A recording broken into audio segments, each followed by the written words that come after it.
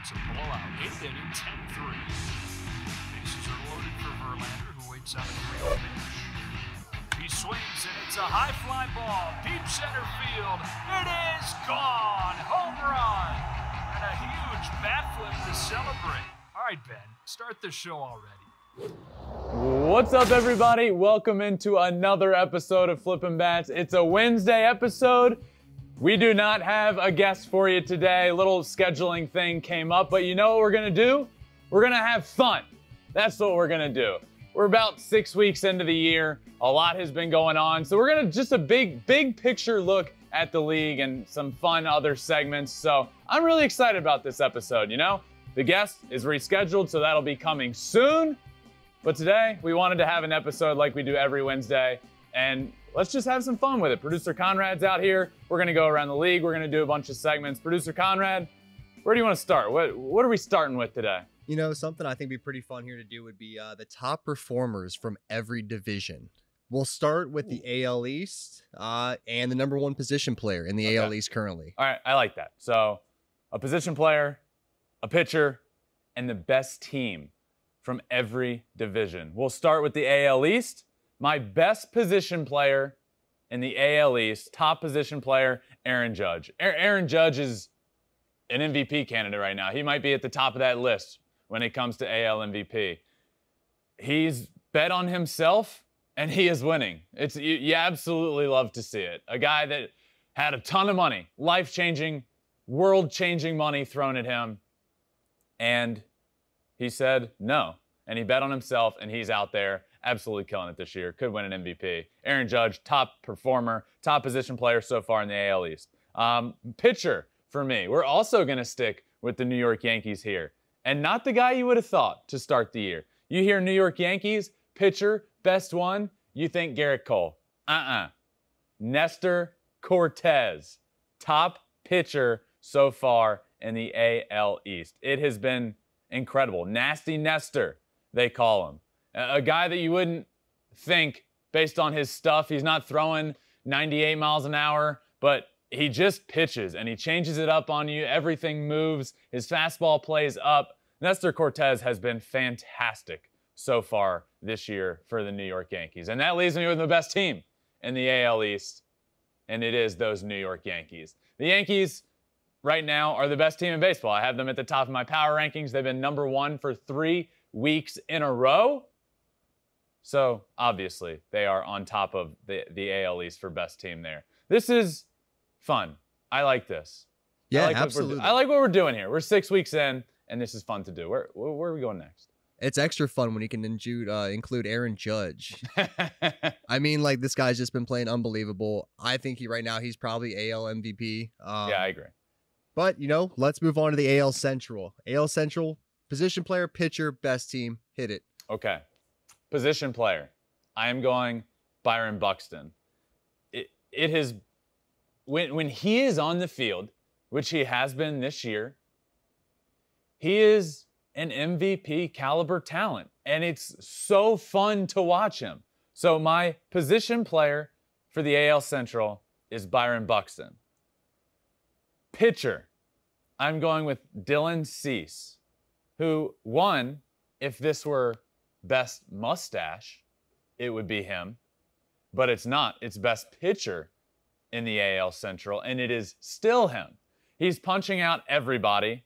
He's throwing hard. His slider's disgusting. I mean, even in the game, he had one bad game the other day, and he still struck out like 11 guys.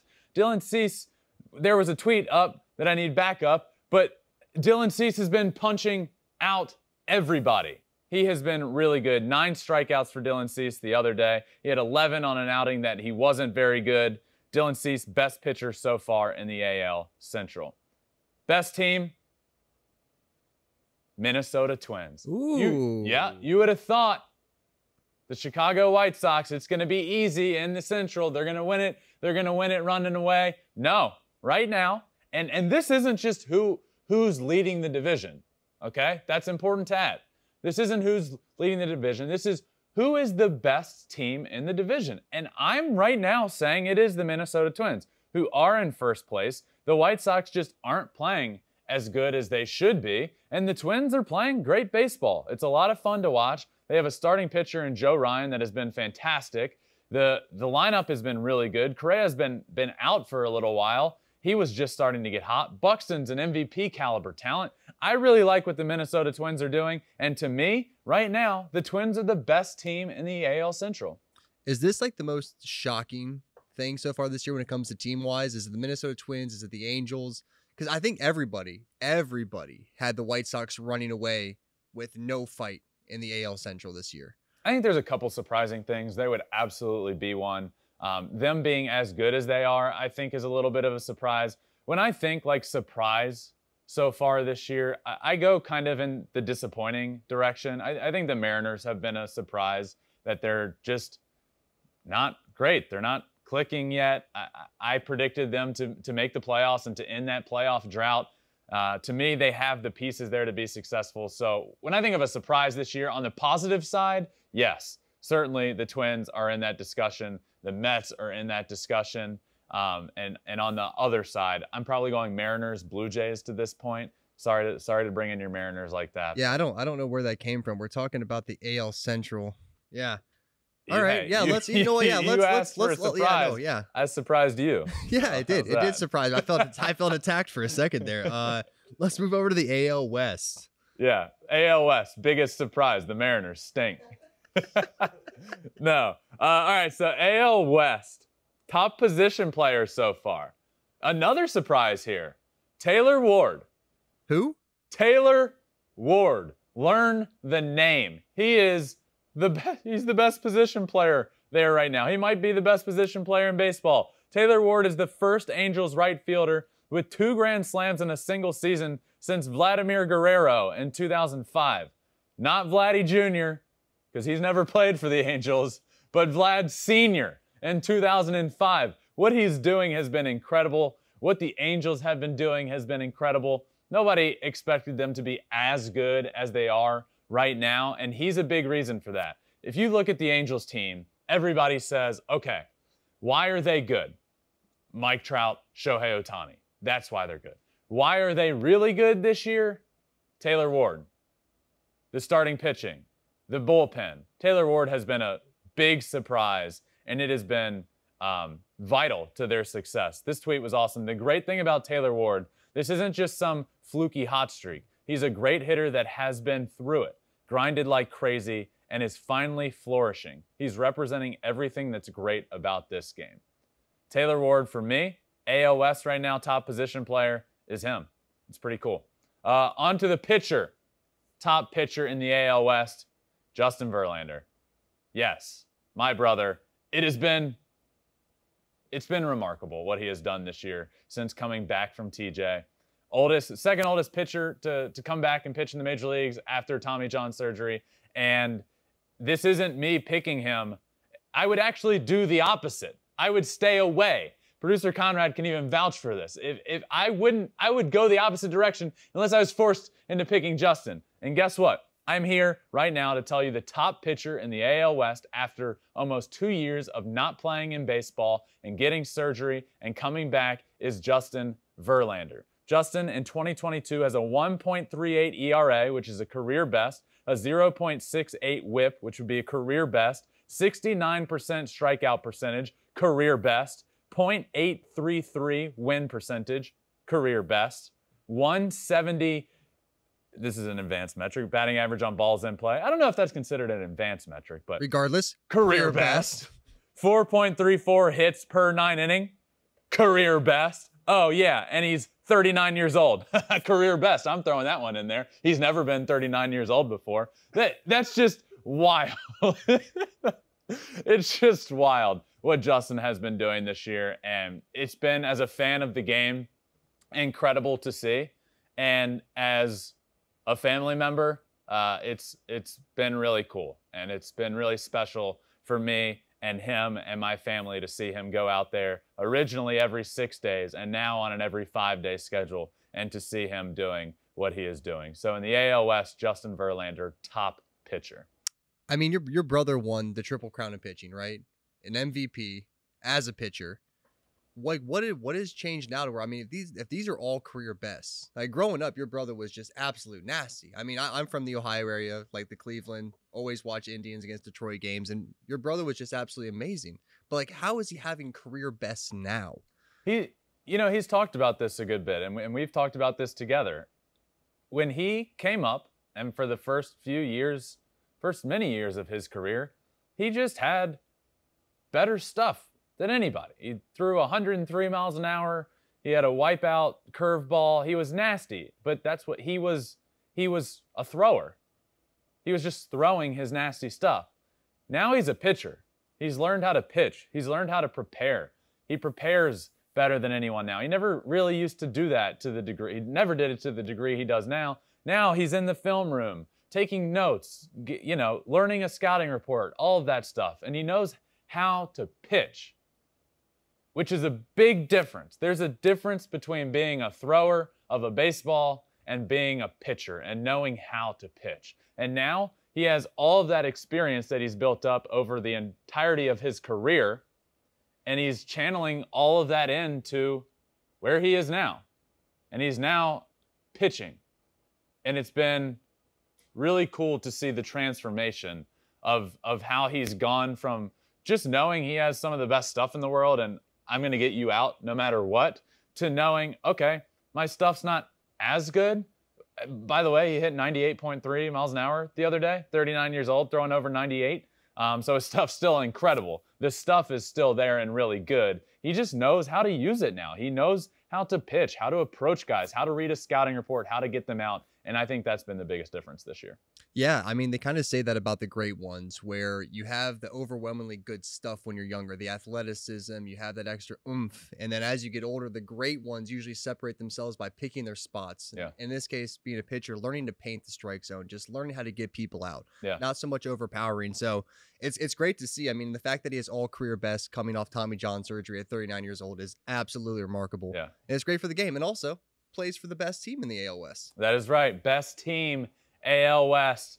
You know, we talk about the Angels a lot, as we should. Obviously, I talk Shohei. I talk about the Angels. They're really good this year. It's fun for baseball. Let's not get it twisted. The best team in the AL West is the Houston Astros. They could be, and very well might be, the best team in the American League. So yes, in the AL West, it's still the Astros. The Angels are really good, and I'm hopeful that the world gets to see Mike Trout in the playoffs. The world deserves Mike Trout in the playoffs. But aside from the world deserving it, Mike Trout deserves to be in the playoffs. That's what the people want to see. That's what should happen, and I hope it does happen. But I do think this division is still the Houston Astros. I think they are the best team in baseball, or the best team in the AL West for sure. And I didn't overthink this one. I'm not going to overthink it. Houston Astros, best team AL West. Can I tell you how frustrating it is days like yesterday where I'm watching the Mariners get shut out 3-0 and you're over here tweeting the Astros just broke an MLB record or tied an MLB record with 5 home runs in an inning. I'm just sitting there like at my computer like, man, can I get a little bit of that offense? I would love a little bit of that offense right about now. And between the Angels and Astros, both of them seem to have prolific offenses. The ALS, man, they got some contenders. I know we talked about it briefly a little while ago, but this isn't a joke. I am disappointed in the Mariners this year.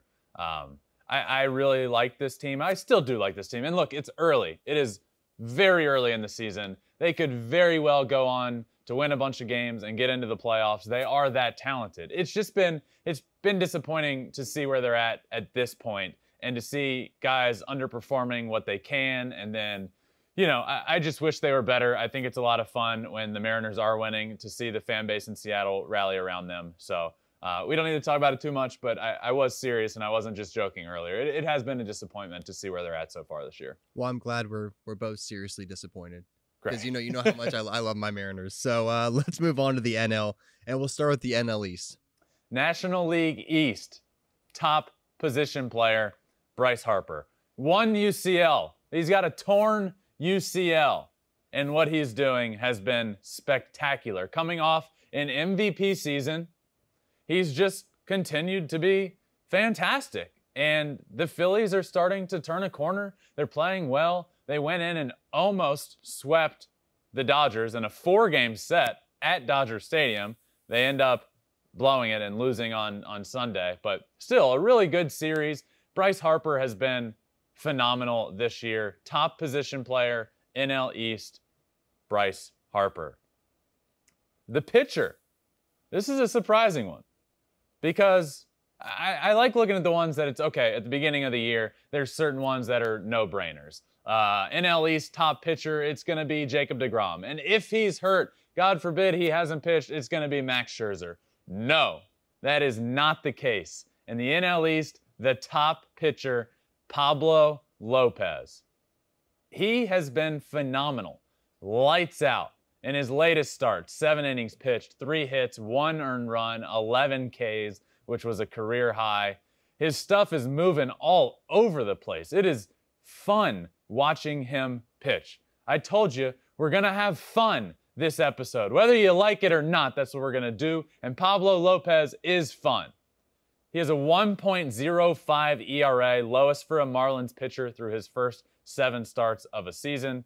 Continues to throw his changeup at a career high rate to get great results. That's what jumped out to me the other day. I was watching him pitch, and his changeup it just drops off a table. In the baseball world, that's called a Bugs Bunny changeup. It's just nasty. The more I think about it, I don't know why we call it a Bugs Bunny changeup. Maybe because it's cartoonish. No, I don't know. I don't want to speculate, but it is, and it's called a Bugs Bunny changeup, and he has one. This is one thing that I absolutely love about baseball compared to a lot of other sports. I think the NFL kind of has it too with undrafted free agents and stuff like that. But in baseball, year to year, you know who the stars are going to be. And then there's always a bunch of guys that really, really surprise you. You don't know who it's going to be, like for Taylor Ward, Pablo López. Yeah. It's just so impressive. And like the way these guys have to grind for years and years and people not knowing who they are. And then they have a big uprising. It's like, wow. Yeah. I hope everyone can just appreciate what he's doing because he's killing it. Yeah. Yeah. It's been really cool. So we've covered 2 teams, Bryce Harper, Phillies, Pablo López, Marlins. Now we're going to cover a third for the best team in the NL East, the New York Mets. The Mets have been fantastic, and the Mets aren't going to Met. That saying needs to go because this team is the real deal. Steve Cohen has built a fantastic team that does it all. They pitch really well, and then you have guys go down and get hurt like Jacob deGrom, and you have other guys step up, Tyler McGill, Chris Bassett. Like the names go on in that rotation. It's been really good. Their offense has been good. When one guy, that's why this team is good this year. You know, in previous years when Pete Alonso struggled, the Mets weren't good. And then you bring in Francisco Lindor, and he didn't have a great year last year. So then they're just not very good. Or they have the potential to blow a good lead in the division.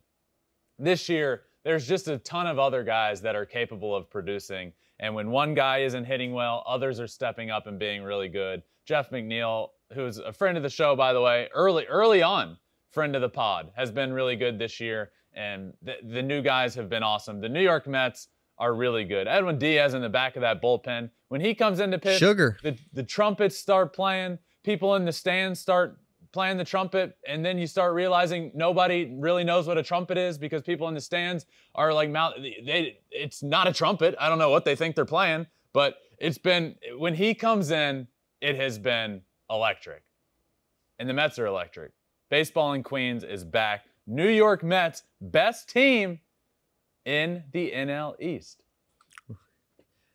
No complaints there. The Mets are absolutely great. Yeah, Edwin Diaz, big fan. I'm serious. If you haven't watched, when Edwin Diaz comes in the game, it's like some people are playing a harmonica, some are playing the guitar. It's like, do people know what a trumpet is? They're playing his song, and they show people in the stands, and it's like, what are you guys doing? No, and sorry, I had to go off on a little. If people haven't seen it, please look up the video of his intro because it really is absolutely electric. Yeah. It's just perfect for the entire situation. Let's move on over to the NL Central. NL Central, top position player, Nolan Arenado. His name is up there for MVP right now, in my opinion. He's come over, and this is what I love. I love that he's having the success that he is because he comes over from Denver last year. He's on the Cardinals obviously last year. And he was good. But he's great this year. And I just love it because there were so many people that were saying the Coors Field effect, he's not going to be near as good. He has been phenomenal. He won NL Player of the Month for April. Arenado's the first Cardinals third baseman to win since Ken Wrights. I don't know. Sorry, Ken. From May of 1977. This is the third time Arenado has won the award. He did it in 15 and 17. So this is his first time with the Cardinals. Nolan Arenado this year has been fantastic. And I hope they're going to duke it out in the NL for MVP, and his name will be in contention there. For pitcher, best pitcher in the NL Central, I'm throwing a curveball at you. Reliever, closer, Josh Hader. I'm going to throw another curveball at you. Josh Hader could win the MVP this year. He's going to be in that MVP conversation. He is doing stuff that has never been done before as a closer. He has now come in to 14 games. He has 14 saves. So every game that he has appeared in, he got the save. Also, another piece of history. History for Josh Hader as he reaches 500 career strikeouts. He did it in 293 and 2/3 innings, making him the second fastest in history to that milestone. Josh Hader is doing fantastic things. I believe his streak of coming into games and every game he comes in getting a save is the top in history. It is the longest streak in history to start the year. He's been lights out. And you might think I'm kidding. His name can be in that MVP discussion. I really believe that. What Josh Hader is doing is historic. It is dominant. It's dominance like he is hands down the best closer in baseball, but it's not even a discussion. When he comes in, it's game over. He has been proving that this year. Quite literally, every game he has come in, it is game over. Every single game. It could be crazy. I know a closer, we haven't had this discussion really since, Zach Britton with the Orioles back years ago, but it's not out of the realm of possibility. I think it's a little out of the realm of possibility. He is absolutely fantastic, though. I get what you're saying, but it's hard to bring someone in that has at the end of the year, if you have 50 saves, that's considered a tremendous season. Yeah. I mean, how many saves does he have to get for you to be like, yeah, if I have a MVP ballot, I'd vote for him? If he goes perfect, right? If he doesn't blow a save all year, he continues to be as dominant as he is right now, and the Brewers are good. And I know this doesn't matter. I do think they have to do some damage in the playoffs. I think they have to get into the playoffs. I think they have to make a little bit of a push, and then I think there's a chance. I know it's low probability. I'm not saying right now he has just as good of a chance as Nolan Arenado. No. But he's doing historic things, and those matter in terms of MVP voting. Yes, having a perfect season as a closer is a great thing that matters. But doing historic things along the way, breaking the all-time record for consecutive outings that you come in on that you do record the save, that stuff does matter. And I'm not going to say Josh Hader has a 50-50 chance at this point of winning the MVP award. It might be a 5% chance. But the fact that we are talking about a closer being in that discussion, and although it's me talking about it, I came up with that. But the fact that we are able to even think about it is pretty cool. For me, Josh Hader, hands down, best pitcher in the NL Central. And best team is his team. We're going to stick with the Milwaukee Brewers. Their entire pitching staff. I could have gone with any one of those. I was thinking of a big word to go with there. I almost went with plethora, but I decided against it. Just FYI. Just in case you forgot what it meant. No, I just wanted to make sure. Yeah, whatever. I could have gone with a cornucopia of guys there. I could have gone Corbin Burns. I could have gone Freddie Peralta at this point in this year, and Josh Hader has been phenomenal. So the Brewers live and die with this pitching staff. From the top three in that rotation, Burns, Woodruff, Peralta, back into that bullpen, Devin Williams, Josh Hader. That's what this team is built around. And then when they start hitting, oh man, that's what takes them to that next level. So that's what I think is cool about the Brewers. I don't know if it's a recipe for success in the playoffs, and they haven't yet proven that. But what's cool about this team in the regular season is their pitching staff is good enough no matter what, that they're not going to go on like awful skids, bad stretches. Like I think when the offense isn't playing well, this pitching rotation has the ability to make them a 500 team when the offense isn't playing well. And then when the offense is rolling, like we saw for a stretch over the course of the last couple of weeks, then they're one of the best teams in baseball at that time. That's what I think makes the Brewers good, is they're never going to go through awful stretches, and when they hit, they're really, really good. Brewers' best team in the NL Central. Yeah, it's hard to go against that. I think last year we saw that in the playoffs where we were going through your bracket trying to figure it out, and the one theme that you had in your mind is you're like, I think this is the year that pitching is dominant again, and that's kind of how you went through the bracket. And then instantly after 2 games, it was like, nope, it's all offense. Yeah, and that was, you know, I was wondering, like, is there a shift in playoff baseball? And that's right around the time we had Alex Avila on the show, and I asked him that because I've always said pitching wins in the playoffs, and the Brewers aren't winning in the playoffs, and you know the White Sox, who had a great rotation, weren't winning in the playoffs. Obviously, they lost to what turned out to be the AL champs, and Avila said no, that is what wins in the playoffs. So I at least felt good about that. Let's move on. Yeah. Let's move on to the NL West and talk position player first up. Right now, this is Nolan Arenado's competition for MVP. Manny Machado has been great. There's no, you can use any adjective you want there. When Fernando Tatís goes down and you start worrying about the Padres, you needed to get production elsewhere,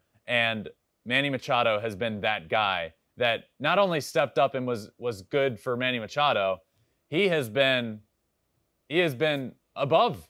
I mean, he is hitting everything hard at this point. He's playing good defense. What Manny Machado has done this year has been fantastic for the Padres, and I have said they just need to tread water until Tatis comes back, and he is a big reason that they are doing just that. So Manny Machado, top position player in the NL West, and probably if we were doing this, if we were to do top NL position player, it would probably be him right now to this point. Really, really, really good out there. Pitcher, top pitcher in the NL West, Zac Gallen. The name that nobody, what you were talking about earlier, the name that, guys that just step up and, I don't want to say come out of nowhere because he's been really good, but guys that you don't think about that just step up and now they're here. The best pitcher in a division to this point that has the Dodgers and has that great rotation. He's been awesome. Zac Gallen is a 0.95 ERA. It's the lowest by a starting pitcher in his first 5 starts of a season in Diamondbacks history. He's been a lot of fun. So have the Diamondbacks, by the way. Credit to them for being where they are at this point in the year. With a roster that nobody thought would compete with the best teams in the division, they are. They're winning series against the Dodgers. They're above 500. It's been a lot of fun to watch them. Zac Gallen's a big reason, a big part of that. Top pitcher, NL West, is him. All right, rounding this all out, we're finishing up in the NL West. We're finishing up with the best team. Yeah, I didn't overthink this one. The Los Angeles Dodgers are the best team in the NL West. Now, first place out there is fluctuating. Padres, Dodgers, Giants are up there, but it's the Dodgers. They're the best team in the NL West. Full roster, they have a full roster. It's complete. They have a great offense. They have a good pitching staff. They're the best team in the NL West, Conrad. I don't know what else I can tell you. That one was pretty simple for me. I didn't overthink it. It's not really that close if you're looking at the numbers. I mean, a plus 81 run differential. I mean, they've only allowed 117 runs this season, the second highest in the division. I mean, they're pitching. We were talking about the offense coming into the year. You add Freddie Freeman. We talk about, oh my God, this offense is going to be fantastic. Now, the lineup is fantastic, but you have guys in the lineup that are underperforming what they should be, but it's still been good. This has been the rotation. The Dodgers' rotation is what's been spectacular. And that's why they're the best team in the NL West. That's why they are one of the best teams in baseball right now and will continue to be all year long because they have that fantastic lineup and now their pitching is doing what it's doing. It's incredible. Absolutely is. What else is incredible is your all Flippin Bats 25 and under team. Yes. Let's get to this. Good point. Good transition there. I like that. So, like I said earlier, this Wednesday episode, normally our guest conversation, we weren't able to do that today because of a scheduling issue, but that will come out soon. But what we did want to do is just have a lot of fun with this episode, and that's what this show is all about. And we also like to highlight good, young, and exciting players. And what better way to do that than putting together my Flippin Bats all 25 and under team. Now, this will be something that I will keep going, and we'll have guys that age out, and we'll go from there. But for now, we're going to go through each position, my all 25 and under team. Now, the criteria, if you weren't able to figure it out to this point, is simple. You just got to be 25 and under, and you can be on this list. So where do we want to start? Are we starting with catcher? Yeah, let's start with catcher. All right. Catcher on my all 25 and under team. The only one on this list that hasn't yet played in the big leagues. Adley Rutschman. I'm a big believer in this guy. He would be making a difference at the big league level right now if it wasn't for the injury that he had to start the year. He's coming, and he's coming fast. And he's been a top prospect in baseball for a couple of years now. Switch hitting, catcher, good defense, power. He's the full package. So when I look at the catcher position, I think this is a clear cut and dry one, even though he hasn't played in the big leagues. It's Adley Rutschman. All right, over to first base. This is another pretty easy one. First base, Vladimir Guerrero Jr. You're right. This is an easy one. Almost won MVP last year. If it wasn't for one of the most incredible seasons that we have ever seen in an unprecedented season from Shohei Ohtani, Vladimir Guerrero Jr. would have won the MVP award. He is on this team easily. This was a no-brainer. Vladdy Jr., first base. Moving over to second base. Friend of the pod, Jazz Chisholm Jr. Friend of the pod. Just had him on recently. If you haven't listened to his episode, I'm not just saying this. If you haven't listened to Jazz Chisholm's episode, go back and listen to it. He is a brilliant baseball mind. It is so fun hearing him talk about baseball. And his play on the field speaks for himself. So we talked about all of that. But he is really young. He is really exciting. And on top of that, he is really, really good. He is my second baseman on my all 25 and under team. Heading over to third base, Austin Riley. Got to see him live and in person last year for the World Series. That's right. He World delivered. Series champion Austin Riley is the third baseman. So he's probably, I think he's going to be the first one to age out of this team.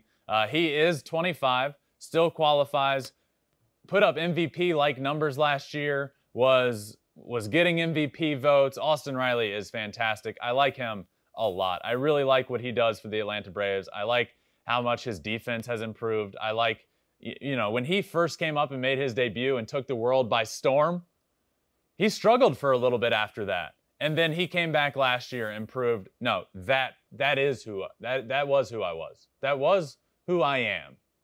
And he is an MVP caliber player, and he is 25 years old, so he is able to be on this list. He's my third baseman. Coming in shortstop, another layup, Fernando Tatís Jr. Yeah, this ended up being, yes, this is the answer. But Wander Franco deserves to be talked about and deserves to be in this discussion. Bo Bichette as well could potentially be in this conversation. But Fernando Tatís Jr. is the clear-cut and dry answer to this question. My all 25 and under team, shortstop, Fernando Tatís Jr.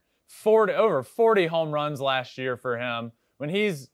Unfortunately, when he's on the field, because he's dealt with some injuries now in his career with his shoulder and now his wrist. When he's on the field, he's an MVP guy. He made that huge contract at the beginning in the offseason from last year, and then just went out and put up MVP numbers. He was so good. He is the guy. When you look at this show and like what embodies this show and having fun in baseball and playing it well, but playing it and having fun and being good for the game of baseball, like the name you look at, the name you go to is Fernando Tatís Jr., right?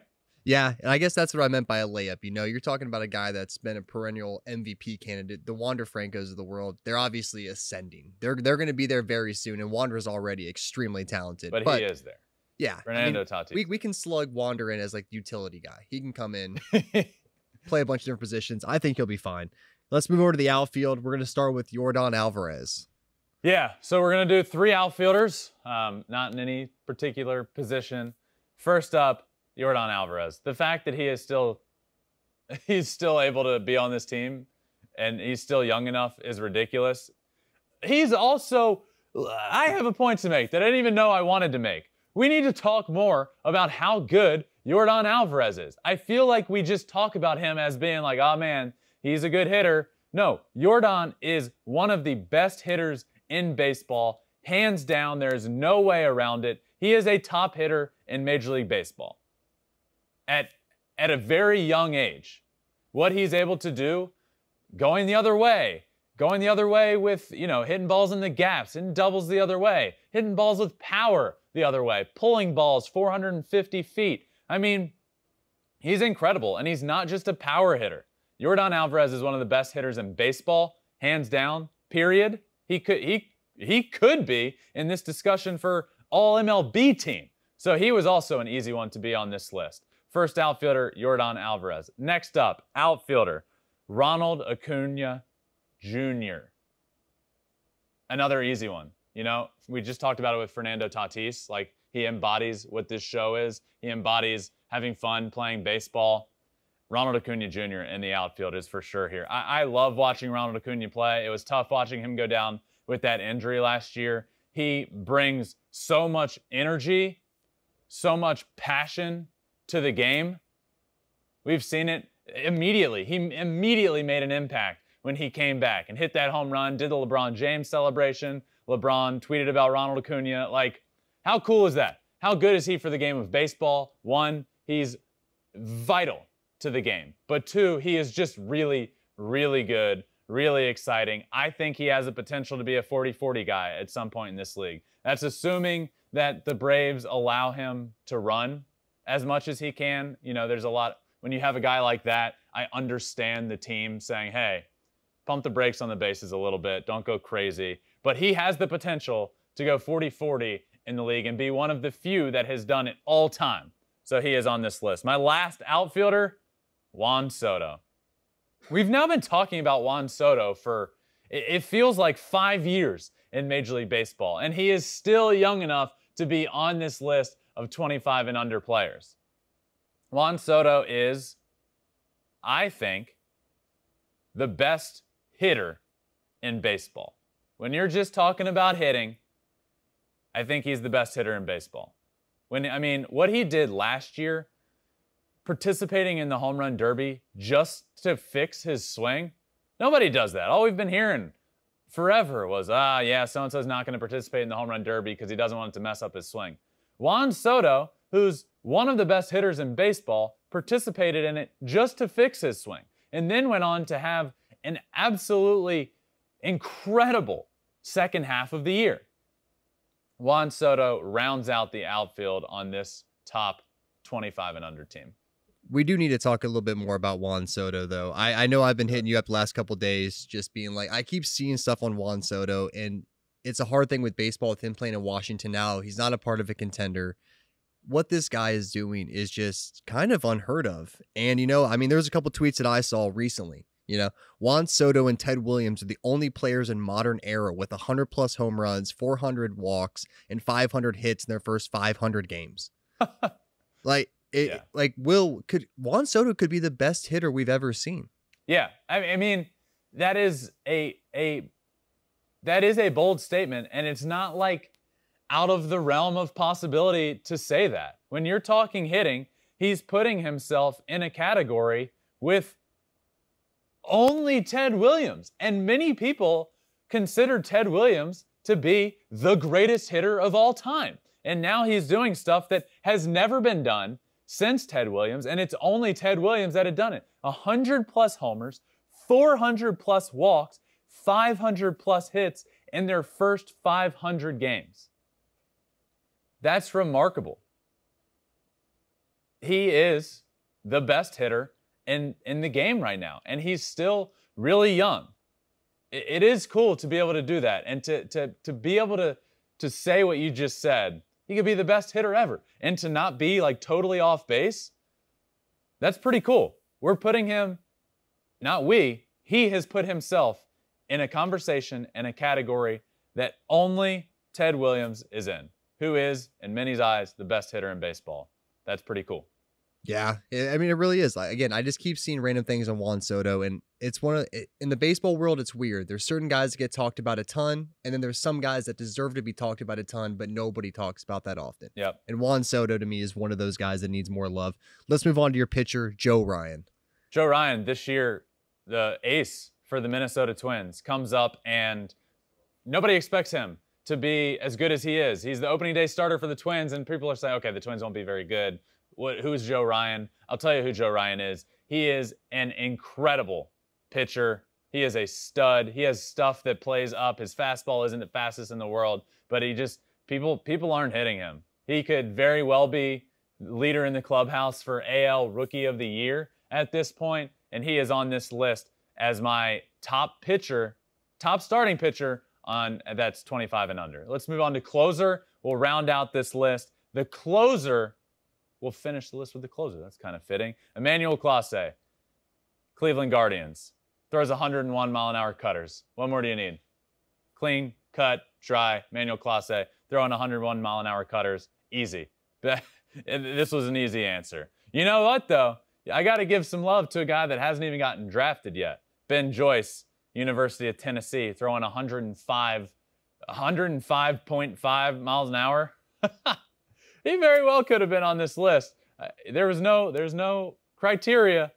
He might be on this list here soon, though, but Emmanuel Clase rounds out this list. Pretty incredible when you look at it. Adley Rutschman, Vladdy Jr., Jazz Chisholm Jr., Austin Riley, Fernando Tatís Jr., Yordan Álvarez, Ronald Acuña Jr., Juan Soto, Joe Ryan, Emmanuel Clase. This might come off as dumb. In MLB right now, this team assembled would be the best team in Major League Baseball, no questions asked. Oh yeah. Oh yeah, no questions asked. This would be the best. Like this lineup right there. I mean, that's an all-star lineup. You can't hear our director in your ear. I cannot. He's going kind of crazy, saying there's absolutely no way the catcher hasn't even played in Major League Baseball yet. Oh my God. Okay. I'm looking at this right here. Are you kidding me? Adley Rutschman, one, is a big league talent. He just got hurt. I don't care if he's played in the big leagues or not. Also, bat him in the 9-hole. It doesn't matter. Let's talk about having the rest of this team. I'm not going to go through the team again because I just named them all. But there is no doubt in my mind, if this team was a team in Major League Baseball, they would easily be the best team in the game. Ronald Acuña, look at this outfield. Yordan Álvarez, Ronald Acuña, Juan Soto. Like, this is hands down the best team in baseball. They might even go undefeated. Just kidding. They wouldn't. I read an article the other day about the odds of a team going undefeated. We can get into that another day. Not today. I'm assuming not great odds. Not great, but minuscule. All right. Well, let's move on to one more thing here. We have a little segment that we're kind of introducing now called Real or Mirage. Ooh, real. We kind of get to figure out whether it's real or if it's fake. Yeah. Ooh. All right. Let's start off. We are going to start off with Juan Soto is the best player under 25 right now. That's real. That is real. Juan Soto is the best player under 25, hands down. I mean, we just talked about him in depth, but when you're putting him in a category that he is only with Ted Williams, who is considered, like many do pick him, and saying Ted Williams is the greatest hitter of all time. And they wouldn't be wrong. Juan Soto is in a category with just Ted Williams. That's pretty special. Easily, this is real. Best player under 25 in Major League Baseball. Next up, Taylor Ward. That's it. Just Taylor Ward. Taylor Ward. That's real. I mean, Taylor Ward is the real deal. I mean, it's been really cool to see because you talk about the Angels, everybody points to Shohei and Mike Trout, obviously. But what he has done, the Angels are as good as they are this year. One, because of health of their team. Two, because of Taylor Ward.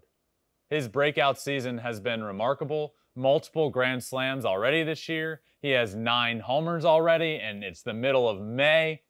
Taylor Ward is real, and he is really important for the Angels.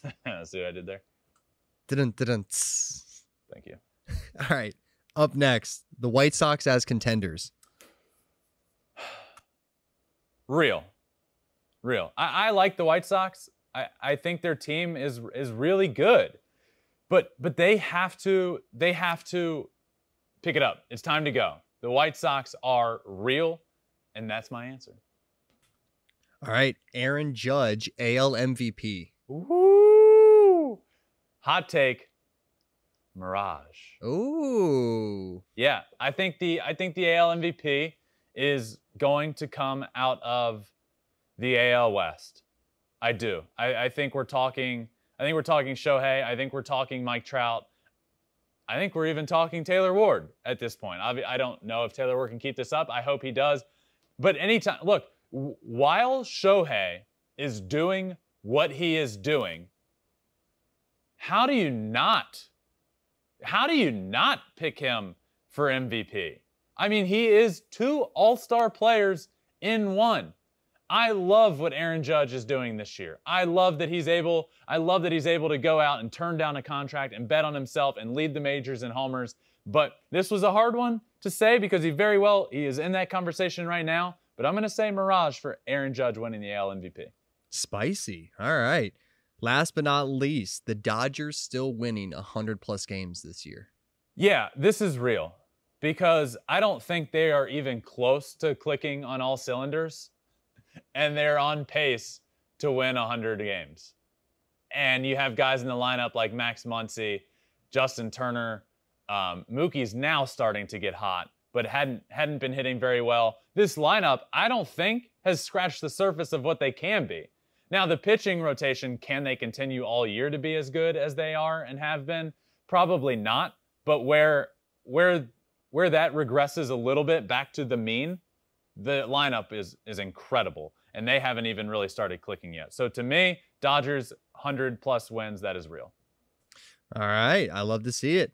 Next up, we're going to do a little superlatives. You know, this is something that we haven't done before also, but I think this could be a lot of fun. Okay. Let's start the first one.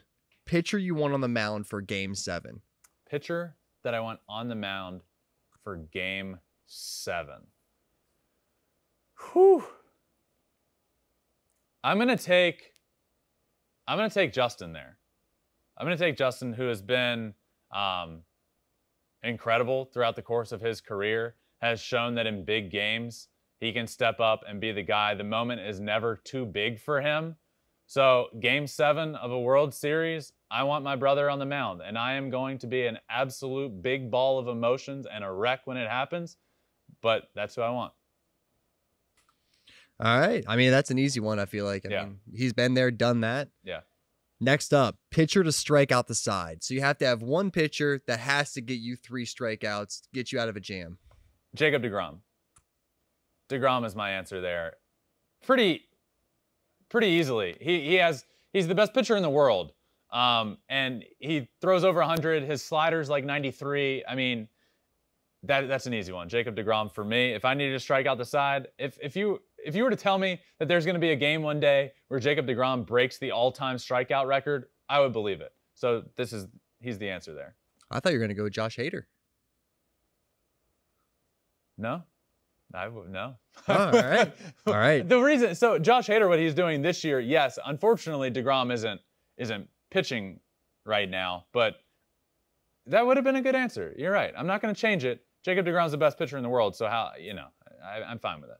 All right, next up, a base runner guaranteed to steal second. Imagine there is something huge on the line, like the entire country getting free tacos. If somebody can steal second base, who would that person be? If that were to be a thing, when there's a if it were to be a base, thing, hypothetically, the whole world gets a taco. This is tough. There's a few names that come to mind. I'm gonna go Trey Turner. I don't think you can go wrong there. He steals a bunch of bags. Fun fact, I played against Trey Turner in college. We played a 2-game set against NC State, a midweek series. 2 games, Trey Turner, 7 stolen bases. Pretty fast. Yeah, pretty fast. So he's my answer there. All right, next up, leadoff hitter with the game on the line. Ooh, leadoff hitter, game on the line, Jose Altuve. Yeah, I'm going to go Altuve. Jose Altuve has been a fantastic leadoff hitter. He loves to ambush guys, first pitch swinger. It just constantly seems like in a big game, Altuve leads off and hits a homer. So I'm gonna take Altuve, hitter, game on the line, leadoff guy. I'm surprised you didn't go with Shohei. Wait, so is that like Shohei's not leading off? Is this like? I mean, technically he was a leadoff hitter at one point this year, right? Didn't start the year leadoff. Yeah.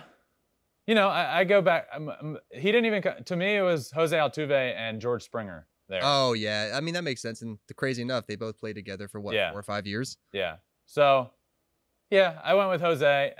Maybe there will be another question here where I can fit George Springer in. I don't know. All right, last one that we have before we wrap it all up: bases loaded cleanup hitter. One cleanup hitter, bases loaded. So, like, does it have to currently be, like, hitting cleanup or just somebody you want? Yeah, like someone that consistently is hitting in the 4-hole. Okay. Bases loaded, cleanup hitter. I am going to say Yordan Álvarez. What he has done since he's come in the league has been phenomenal. He seems to be an extremely clutch player, and I'm going to take Yordan Álvarez, bases loaded, cleanup hitter. Oh, all right. That is it for the superlatives. This was a really fun episode. I'm glad we were able to do this. No guest today. That guest episode will be coming soon, though. Little scheduling issue there, but we were able to put together a really fun show. We will be back tomorrow with a live episode of Flippin Bats, but this has been a really fun one. We were able to find a way to have a bunch of new segments, introduce a new 25 and under team. Hey, make sure you guys are subscribing wherever you listen to the podcast, whether it be Apple, Spotify, Google, wherever you listen. Follow, subscribe, rate it 5 stars. That stuff really helps. We're also on social media, Twitter, Instagram, YouTube, Facebook, all that stuff. Flippin Bats Pod. Check it out there as well. Thank you all for listening. This has been a blast. I will see you tomorrow for the live episode of Flippin Bats. Peace.